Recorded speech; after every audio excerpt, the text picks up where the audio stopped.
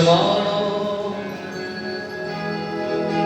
भुञ्जादेव कृतं विपाकम् हरिद्वार्वपुर्भिर्विदधं नमस्ते जीवेतयो मुक्तिपदे सदाय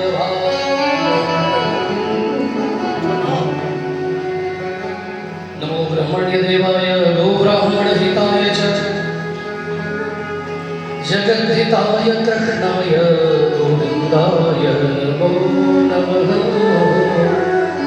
गोविन्दाय नमो नमः।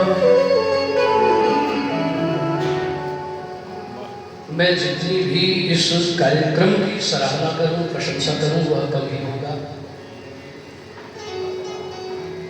और ये सारा श्रेय इस सनातन व्यास संघ के एक छोटे से छोटे कार्यकर्ता से लेकर के बड़े से बड़े अधिकारी पदाधिकारी सभी को जाता है।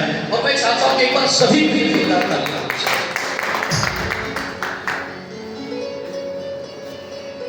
शब्द संघ भी है, लेकिन संघ शब्द का प्रयोग है।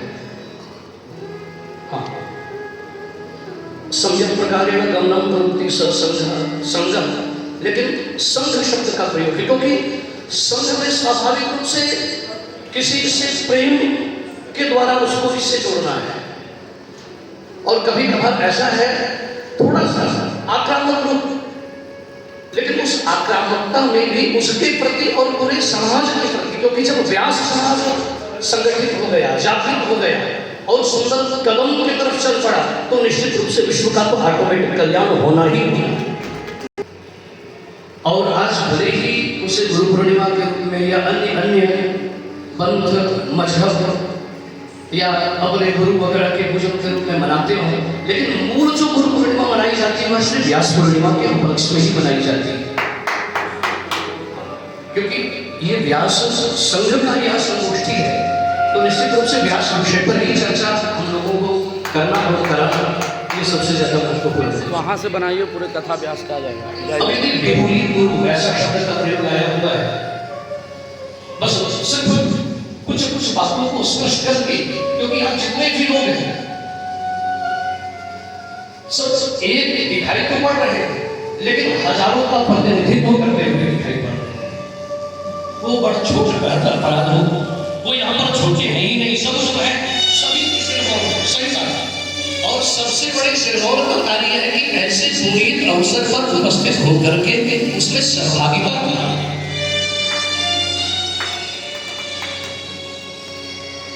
संगठन वेदांत कहता है संधि शक्ति करे योग वगैरह के जो वह शब्दों का समूह के रूप में वह भी प्रचारित दिखाई पड़ता है।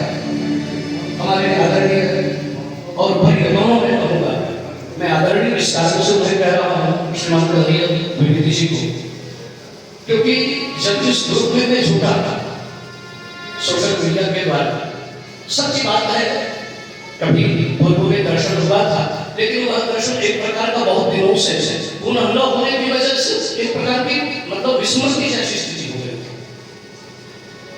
ये आधुनिक संसाधन भी लोगों के लिए कल्याणकारी हो सकते हैं, इसका प्रत्यक्ष यहाँ पर सीधा जागता स्वरूप दिखाई पड़ रहा है। और मैं स्पेशल उनके लिए आदरणीय और दोनों शब्दों का प्रयोग कर रहा हूँ, जबकि दोनों शब्दों के प्रयोग अलग अलग विषयों पर होते हैं। प्रिय जो होगा वह आदरणीय नहीं होगा और आदरणीय जो होगा वह प्रिय नहीं होगा, लेकिन कभी कभार ऐसा रहता है कि सभी संबोधन उनके लिए कम हो जाते हैं और ऐसे